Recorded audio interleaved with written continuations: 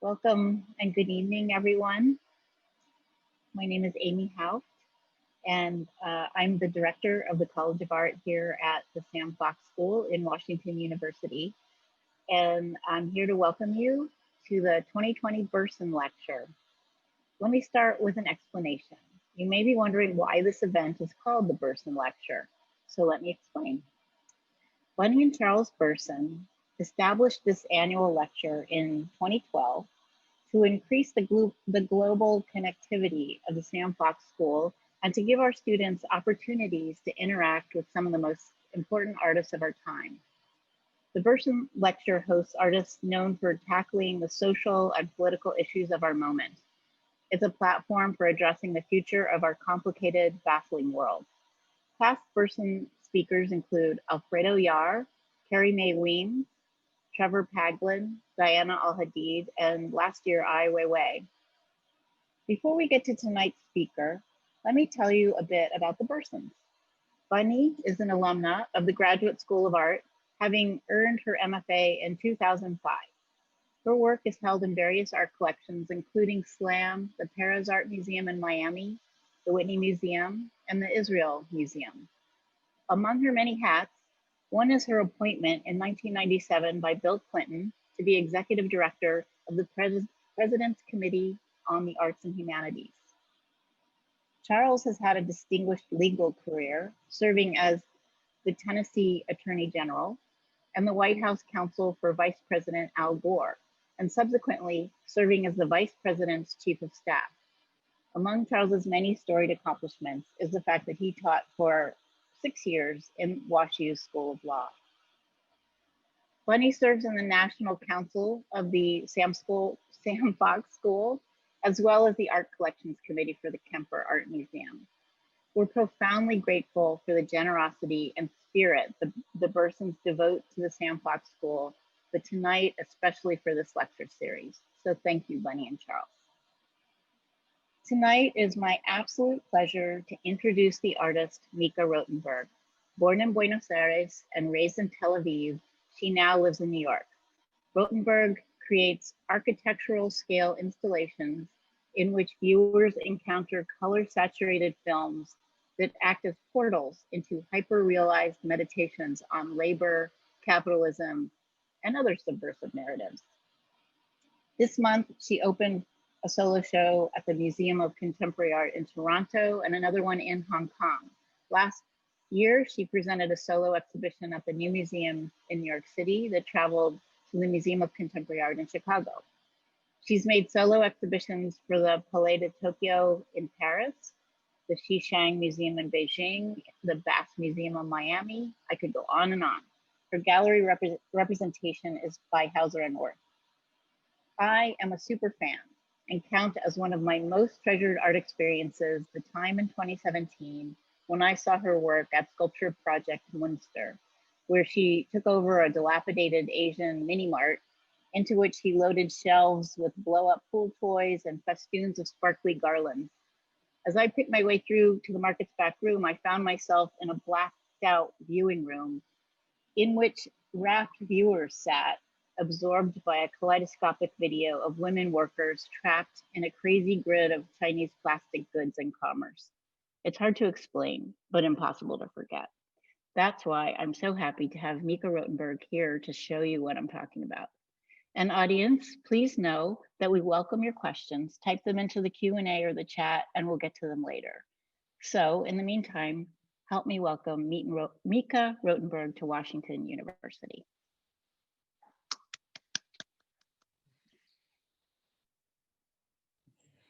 Thank you. Sorry I can't be there in person. I'm talking from upstate New York. And I wanted to start by I wanted to structure this talk around my one of the latest exhibitions that covers about 5 years, the last 5 years of my practice, and kind of take you through the exhibition and my thoughts about it. So we can start with the first image.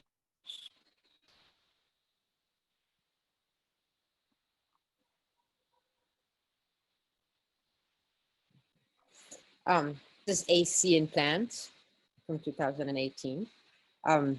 In this exhibition at the New Museum in 2019, that is the first thing you encounter once you enter the museum, once you come out of the elevator.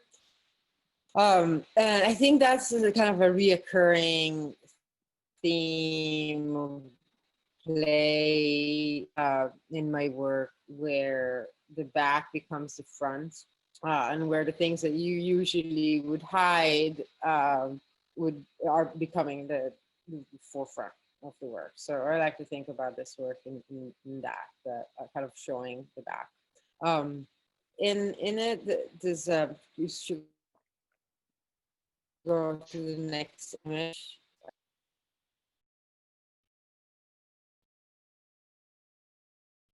There's a drip, and it drips every about 5 to 10 seconds. Of creating this meditative time-based work, and kind of a small ecosystem, because the drip also waters the plant, and creating this kind of dysfunctional little ecosystem is something that I found interesting, and also kind of taking this super mundane moment of back of an air conditioner and a plant, and turning it into like a small poetic kind of moment. Next image, please.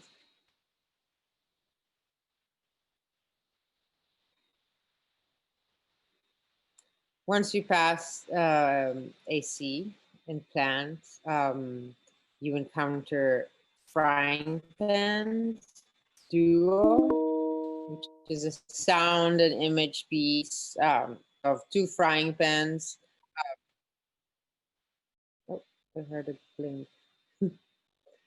Two frying pans, um, each going in its own tempo, and creating this ephemeral moment. And kind of, I like to think about it as a recurring sculpture that's always quite a little bit done. So creating out of these endless amount of shapes, and like, and I always enjoyed this idea of freezing one moment, and kind of harnessing these larger forces, like the heat evaporating, and making them kind of into the work. So there's a lot of chance and um, room for the work to create itself. Next image.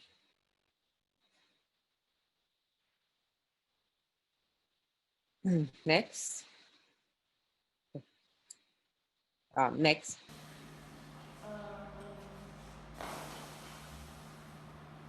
Yeah, this is actually pretty intense now. I think this is a video.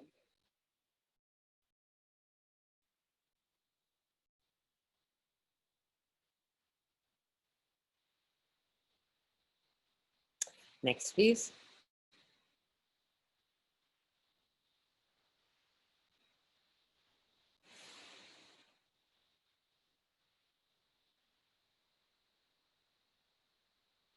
Next.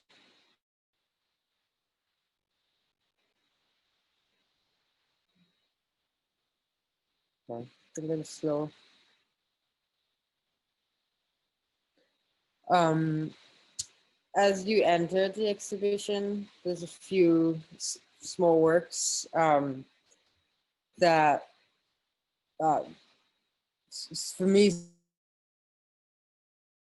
some like the guys kind of going from the entering this gigantic exhibition installation into these tiny objects is something that I play around a lot and with, and yeah. So as you enter, this is Finger from 2019. Next image, please.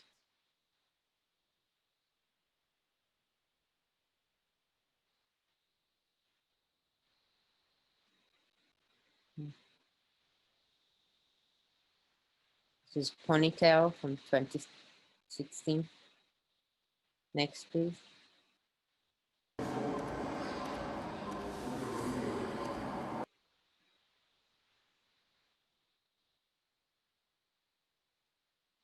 Perhaps you don't have to wait, just kind of go next.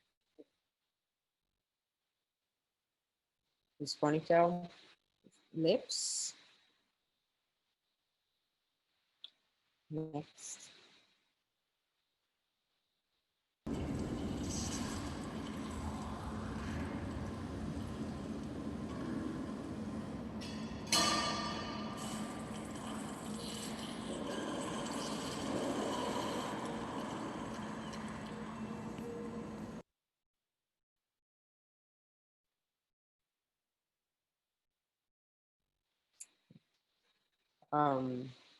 So as you come into this big space, this kind of disembodied body parts are surrounding the viewer, and, and I like the idea to how one kind of stand in for can come in, can stand in for the full body, and how we're kind of our bodies are extended through technology and through basically the consequences of our actions. So the idea of thinking of a whole person is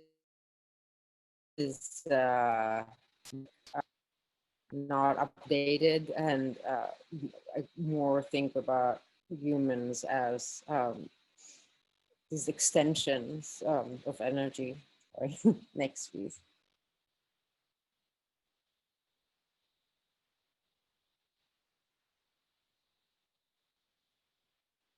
Next.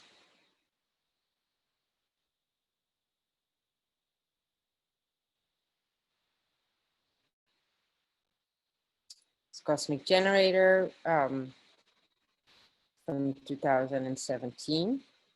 You enter the video through a tunnel, which is a repeating motif in the video.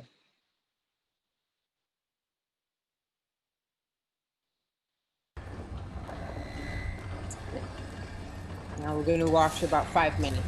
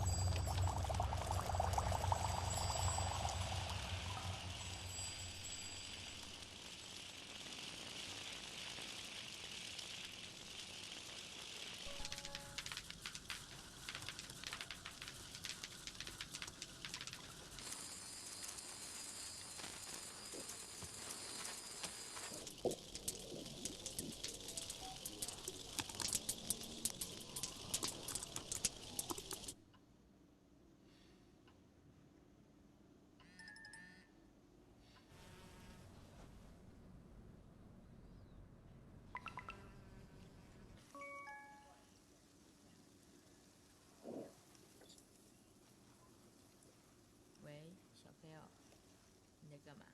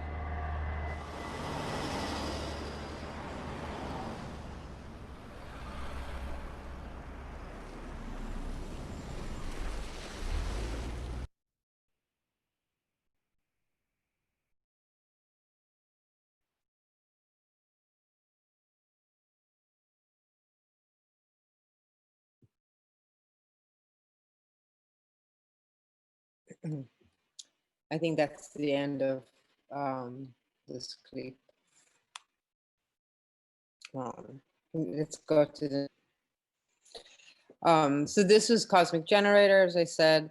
The work connects through these series of underground tunnels, a wholesale market in Yiwu, China, to a Chinese restaurant in Mexicali by the border of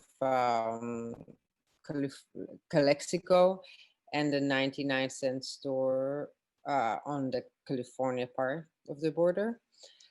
Like many of my works, they kind of happen in space rather than in time, and they are kind of a description of this half fiction, half real architecture or structure. Often there's a lot of meditation on power dynamics and process labor and kind of movement of objects and goods and people around the world, and the kind of subject position within that.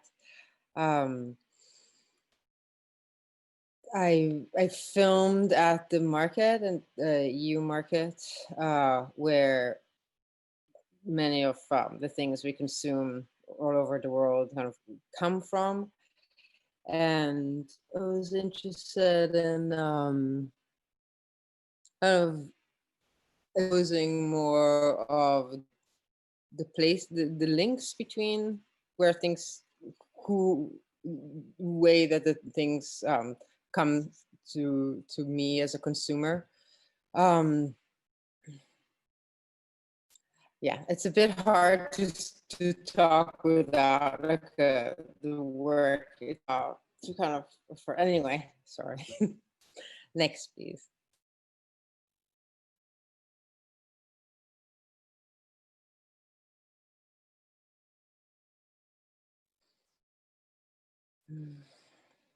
This is the exit from Cosmic Generator and the garlands, and on the right there's which is next image, please.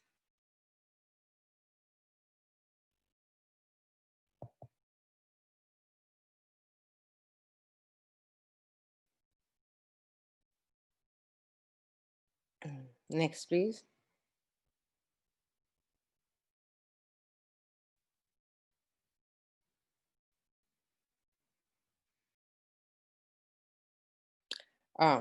Before nose. This is Sneeze. A short video from 2012.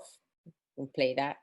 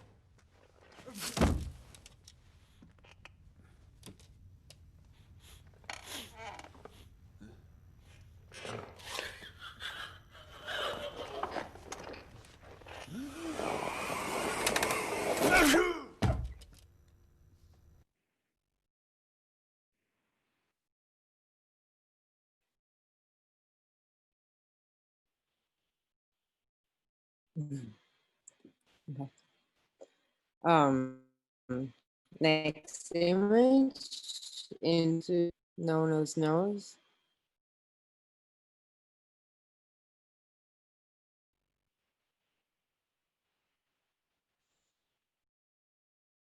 Next, please. You can just keep forwarding them, and then I think that's a piece of it.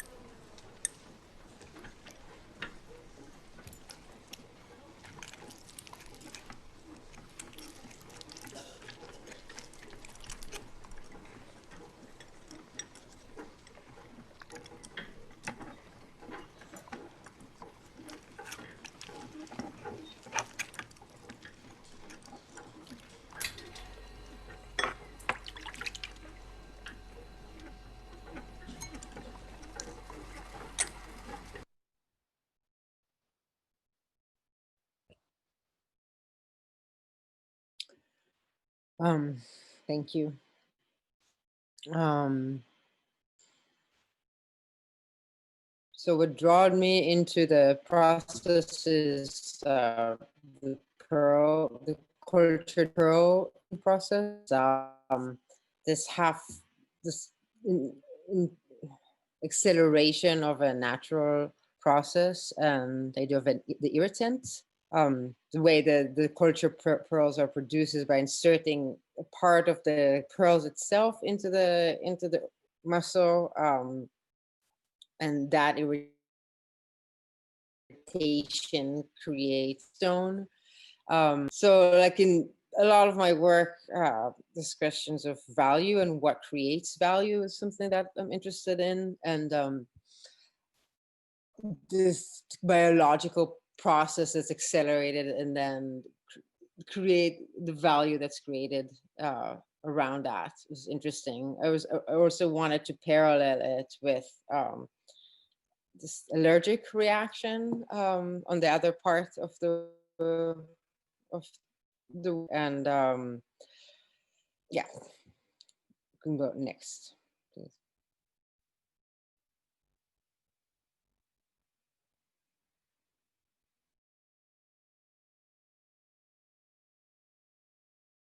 As you enter the work, you come through what would look like a store or this kind of a wholesale market.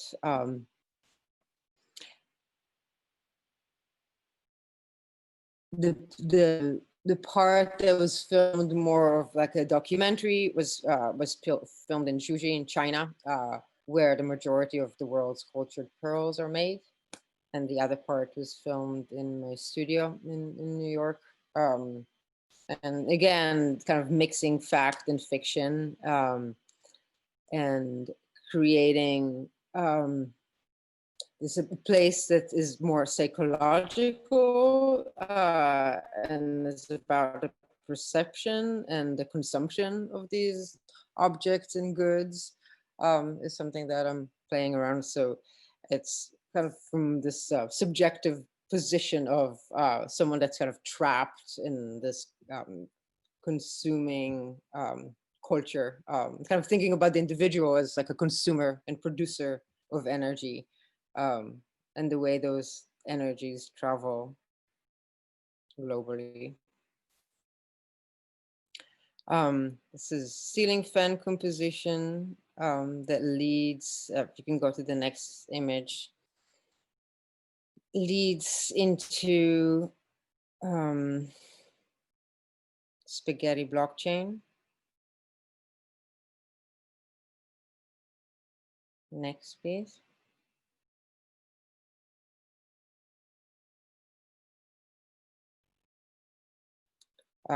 This is spaghetti blockchain. We're about to see a little excerpt from.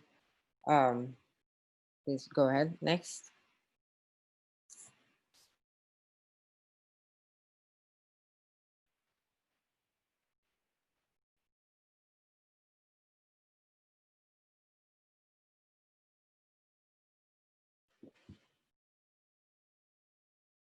Next.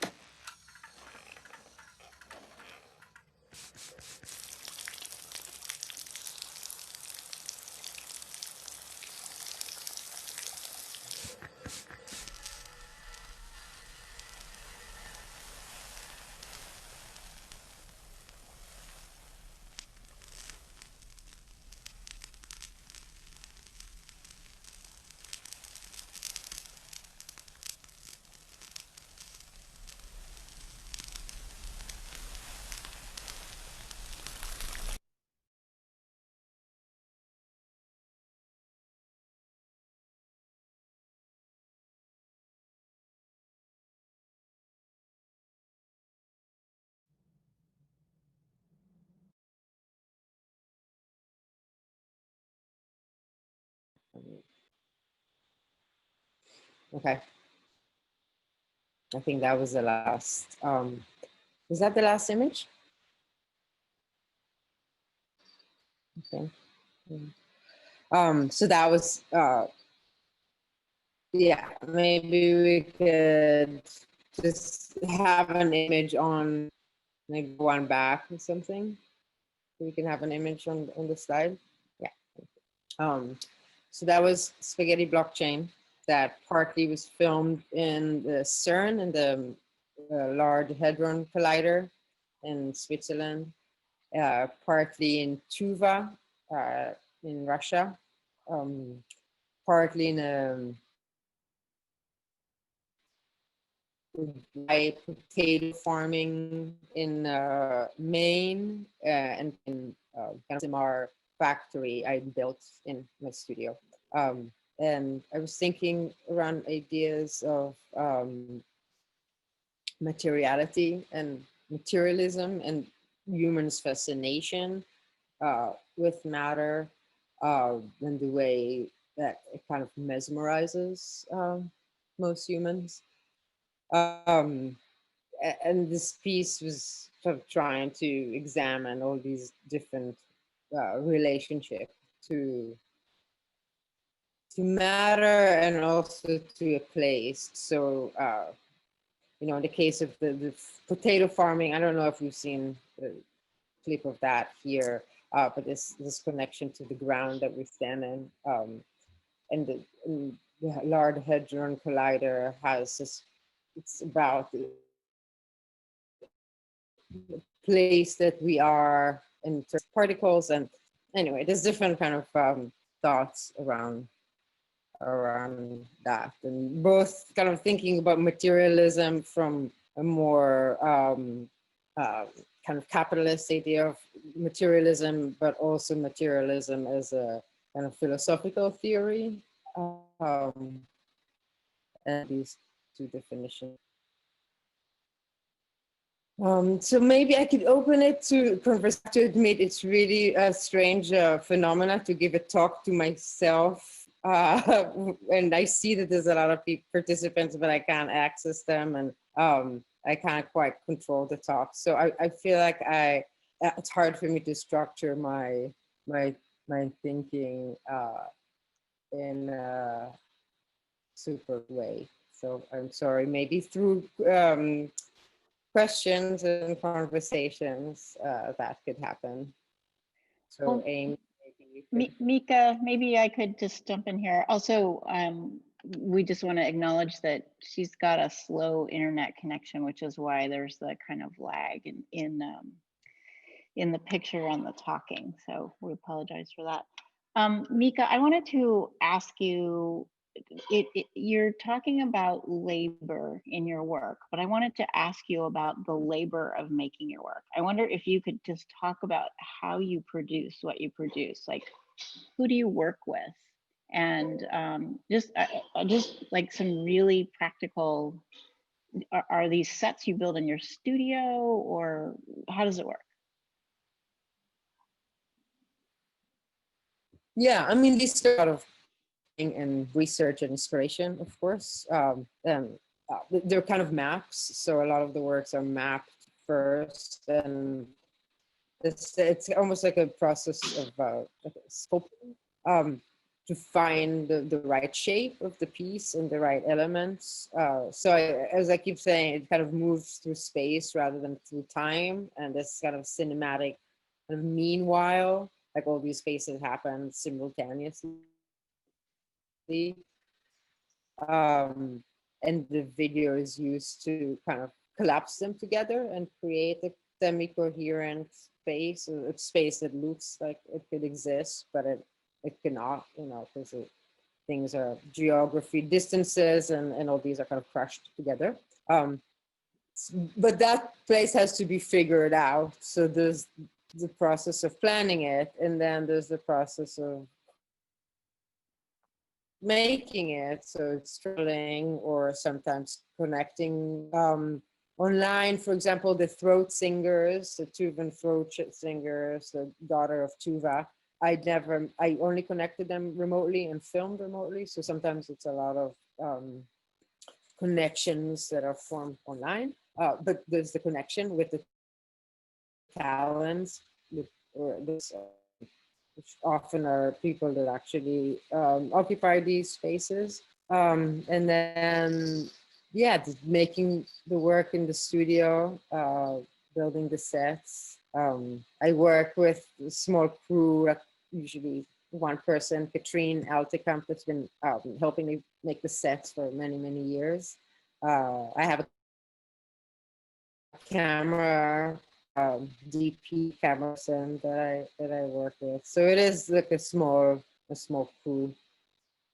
In earlier works that I don't show here, when I was in grad school, it was me and a couple friends, but it always was kind of a work, teamwork, as video often is.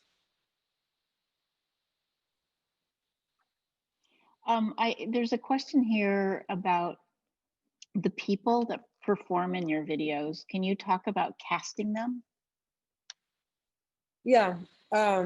Early works, I only worked with people that already kind of advertised themselves and often had a physical attribute, like a talent that they would kind of hire out, and I was interested in. So ownership, objectification, and power in connection to one's own body, and in a way the ability to rent it out in that way, the kind of weirdness of that, the absurdity of that, and the connection that then also trying to locate the self within that. If your body is something you own, within that. So I really like to work with people that already kind of thought about their bodies in that way. For example, Bonnie Glamazone, the woman in Nona's Nose, she's a kind of very large, she's very tall, and she's a wrestler, and she wrestles for money with people. Some call it fetish wrestling. So she already was interested in connecting with her and inviting her to kind of play a part in my fiction. So there's that.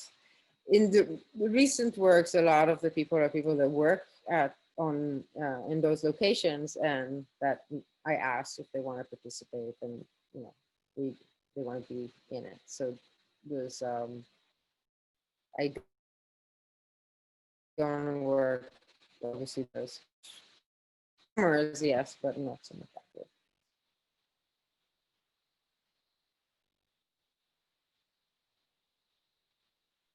Thank you. I see some questions, but maybe we can. Mika, can you talk a little bit about the role of color in your work? I think very jarring power. It's both seductive and kind of creates pleasure, but it also could be kind of too much and uncomfortable. And I think it's a sensation that I play with in my work, because often the imagery is very seductive, and it's also sometimes very real and painful, and not understanding. I think I experienced almost by kind of living and participating in our systems, where I feel, as I said, trapped and seduced and revolted, and so I think that color has that kind of psychological effect to create psychological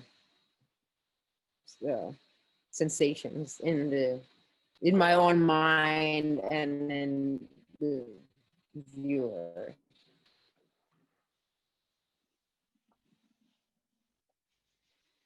Great. I have a question here that is from Carlos. Your work, especially the last video, mixes many images from very different backgrounds and provenances. That could confuse those who are not initiated. What kind of audience do you have in mind when you make your work? I I have different kids sometimes really like my work, and grown-ups too. So I want to have a wide range of audiences. I think in that specific really play with uh, not having like kind of the ground under your feet is kind of dropped, and this disorienting sensation.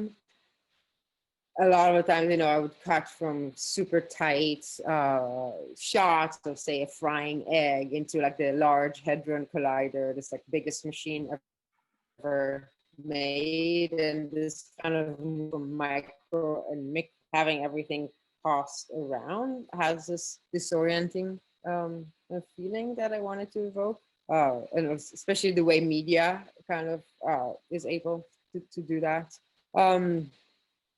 So I don't know if that answers the kind of audience, but in that piece in specific, it's not the specifically of the places is important. Obviously, it's the kind of what those materials do and the feelings they evoke. Okay, I've got an observation / question from Richard Krieger. Often when I think about Pierre Huyg's work, I feel that there's a strange conflation of the immanent and the transcendent. Although the aims his works are although the aims of his works are very different from the topics of your work, I wonder if you think about such conflations in the functioning of your poetics. So he's the conflation of the immanent and the transcendent. Mm-hmm. Sure. I don't know. Um, uh, no, it's an interesting observation. Okay. I have another question, this one from Ryan Erickson. Could you talk about your approach to sound? Also, could you talk about how humor functions in your work? Sure. Especially in the last work in Spaghetti Blockchain, sound was, I treat sound material, thinking about sound that exists as a thing, like an entity that exists between an energy and material. Especially those throat singers. Some of the purposes of these tones are to travel through far distances and communicate. So it's a kind of ancient internet in a way.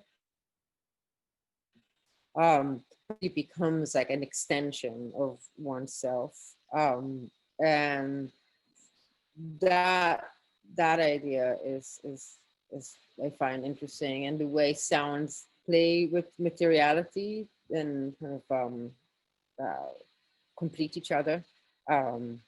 Yeah, often the works, almost I start hearing them before I see the images. So the sound is as important, or done in action, and a lot of times, the things are not really what they sound like, so it's amplified. Humor is yeah, super important. I think a lot of the themes that I deal with could be hard and real, and I think that humor uh, facilitates kind of a stepping back, and it kind of suggests not one feeling, maybe multifaceted ideas of feelings, often for me. I think it's not so much also humor, it's this kind of sense of absurdity where you don't know exactly the right feeling, so it's up being just funny. Um, yeah, I don't necessarily make it funny, but definitely I want to kind of point out the absurdities, and the way that I myself trapped within them. So humor is a kind of tool, I guess. And also, I kind of try to shy away of making over monumental work, and I want to make work that feels kind of honest, and subjective. So I think humor comes there too. You know, as I said, a lot of the work is about the way, like the real kind of peeling the skin around industry and thinking about actually where visuals come from. Often things that are kind of hidden in either the domestic sphere or the industrial sphere, and kind of using art's power just to kind of to create visuals for that. Uh, but because it's there is the conflict, because there's things that we also consume, and there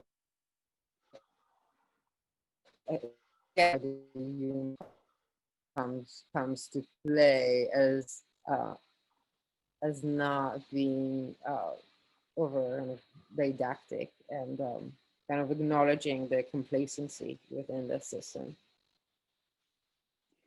There's something about laughing and sneezing that's really similar, where like a thing just comes out of your face that you can't control, and it seems like you're causing us to laugh is a lot like your sneeze images or something. It's like you can't help it, and you lose control a little bit.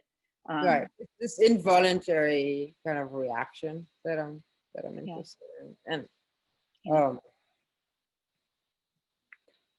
yeah, I mean, I sneeze is have definitely that comes back, and it's actually one of the the first film by Edison ever made and produced was called The Sneeze, Otto's Sneeze.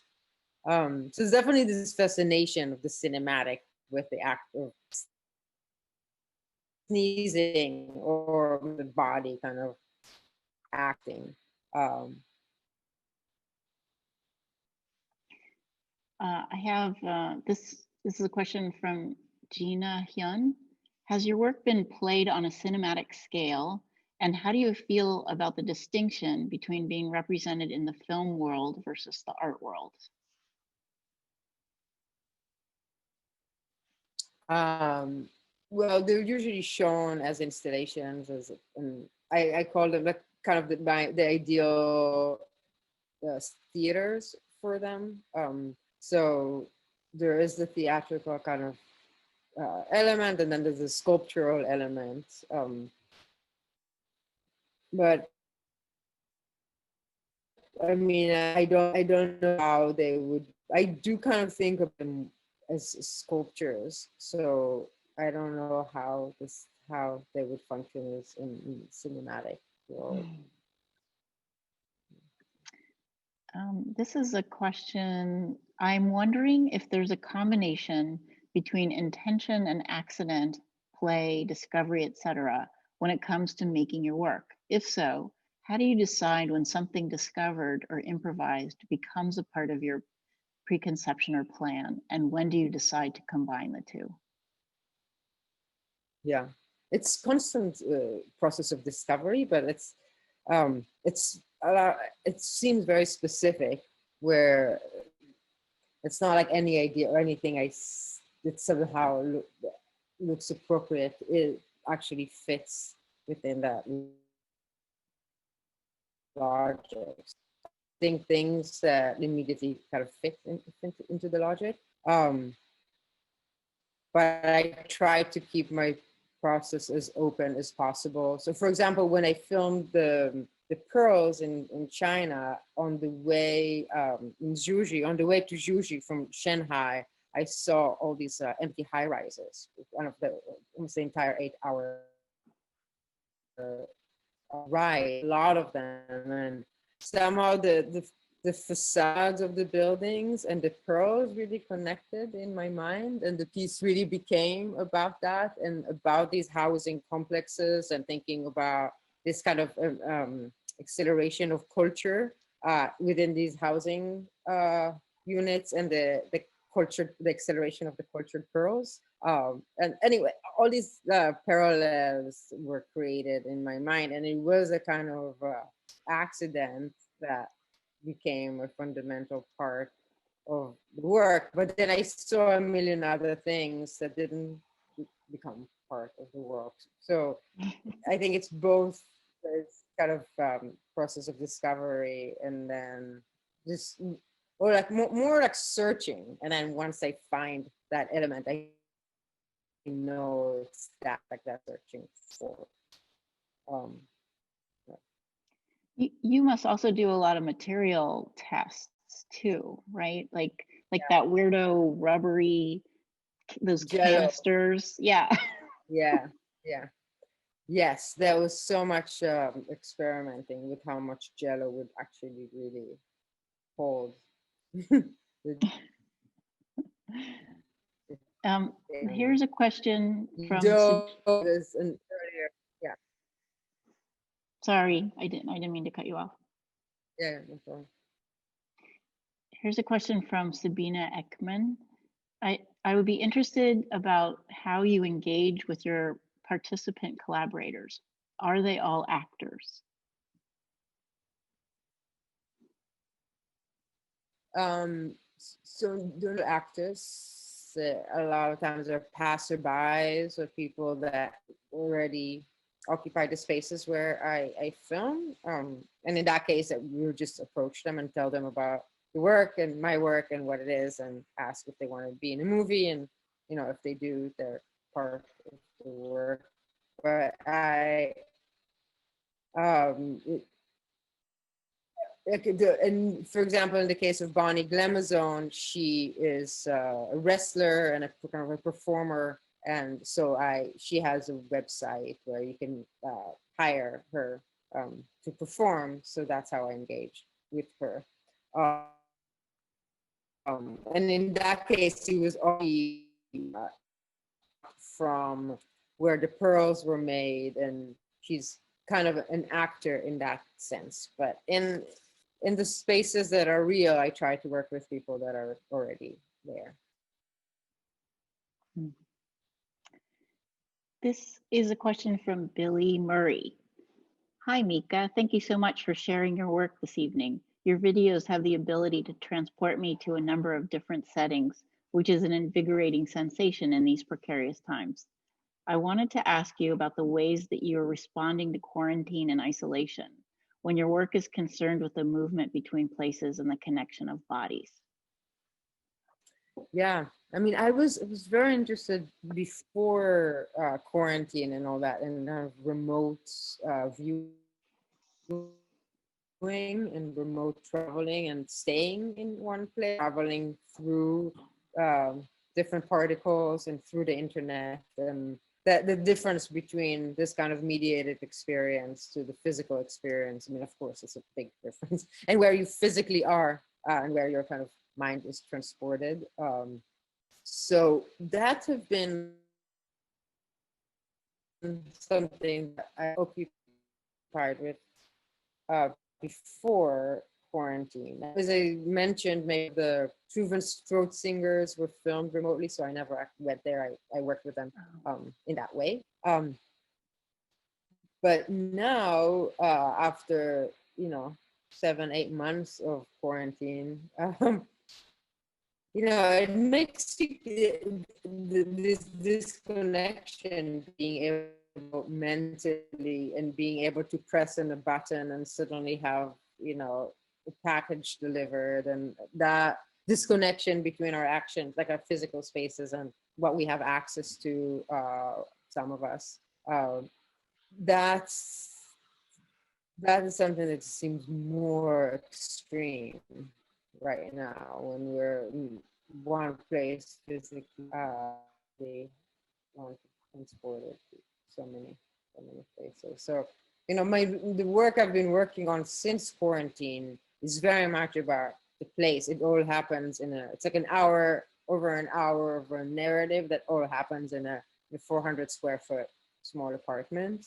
So I think instead of kind of out to the world to expect kind of to focus on the most immediate space that is around us, which is interesting, in relation to like what would happen to globalization and how there is this overall move to kind of separate somehow, sadly, perhaps. I don't know. And I mentioned before, because the world itself became more and more like a fiction, it's easier. I find it harder recently to kind of connect fact and fiction, like I've been doing in these works, and the work that I'm working on now is purely fiction. So maybe that is a response to when the channels that are supposed to act are not act. My place as an artist or manipulating fact and fiction becomes a little more shaky, because so maybe that is kind of a maybe retraction to fiction only for now.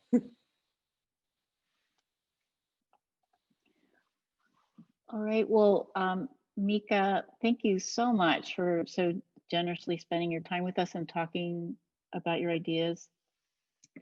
You generated many, many questions that we weren't able to get to all of, but thank you very much. Mika will also be back later, I guess early next month, to do some studio visits with the grads. And she was already here last month doing guest critiques in the group critique class.